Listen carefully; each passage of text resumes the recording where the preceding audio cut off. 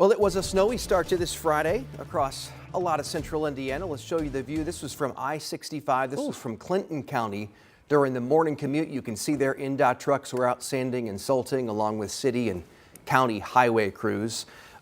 No major incidents as far as we're aware of, and thankfully it all kind of, the heaviest stuff, Rob, moved out of the area. Yeah, and it's kind of what we expected. I feel like the forecast, we had a good bit of confidence in that. I also feel like there was a good bit of treatment on the road ahead of time. I don't know from what your experience was, but my experience was even the day before, you could see those spray, the brine lines, that were going down. So I think we're in pretty good shape heading into the evening. As we get into the next couple of days, it's going to be the cooler part of the forecast, and then it's a warm-up for Christmas. Just for Felicia. There we go. Yeah. I'm not mad at it. I'm with you. I like the warmer temperatures. I know some people want a white Christmas, but it's just not in the cards for this forecast. Let's start with the wider picture. Now, anytime we get into, I called this a holiday weekend, but I guess you would kind of call it a holiday weekend, right? It is. Kick it off. It's a holiday weekend. I think so. We can extend Christmas all the way through the entire weekend into this weekend. Absolutely.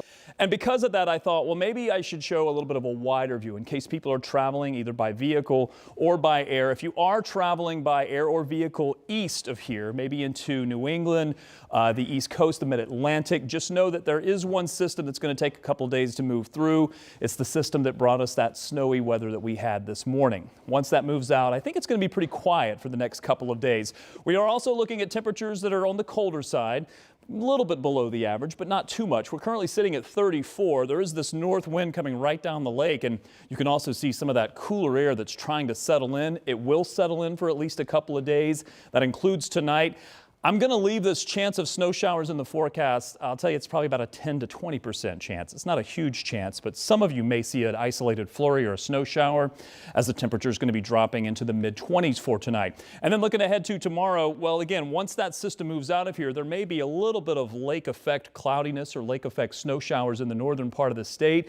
But that's about it. That's about all we have to write home about. And by the time we look to Sunday, I think we're going to break into some sunshine as high pressure builds in. So it's a cold part of the forecast, but Sunday may actually be a pleasant day with the sunshine, even if it is a little bit colder than average. So 32 for Saturday, going to leave that little chance for a snowflake or two because of any lake effect moisture that begins to move its way this far to the south. If you're maybe in Kokomo or maybe Logansport, I think you have a better chance at seeing that. I'll leave it in the forecast for some of our northern areas. Looking to Sunday, an improving forecast, a warming up forecast, a lot of sunshine expected. We'll bump the temperature up a couple of degrees, and then beyond that, this reminds me of that, what's that game that's on The Price is Right, where the guy's climbing the hill and yodeling? I can't remember the name of the game. Oh, Plinko's the only thing I come up with, but that's not it. No, it's the one where he's like, yeah, I know it. The little play the climber. yodeling sound. Yeah. I mean, that's what it is. Thank you for the sound effects there. It was something like that, right?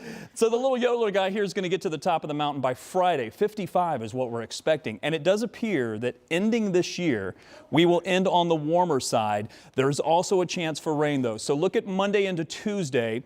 The rain chance for Tuesday we're leaving in the forecast, but it is mostly confined to the southern part of the state. However, once we get into Christmas Eve, the overnight, and into early Christmas morning, I do think some of that moisture will start to move its way to the north. I'm expecting that Christmas morning we'll have some scattered showers across the area. Not terribly heavy rain, but certainly rain on the radar, and then that may continue into part of Christmas Day into the overnight late Christmas Day. So that part of the forecast we'll watch. Here's your 7-day. If you're curious, there's temperatures continuing to rise. There is that chance for Tuesday and into Wednesday of maybe a shower. It's really kind of one chance there, but we're hoping that most of Christmas Day is rain-free with the exception of Christmas morning, and then looking ahead to Friday as well. Let's quickly talk traffic because there's a couple of issues that I've been watching. The one that was closer to, say, Whitestown, that has been resolved. It looks like there's maybe a residual accident that just popped up. It's not causing any problems when it comes to any traffic backups. Things are actually starting to improve. There's also an accident that just popped up very close to the North Split that I'll get to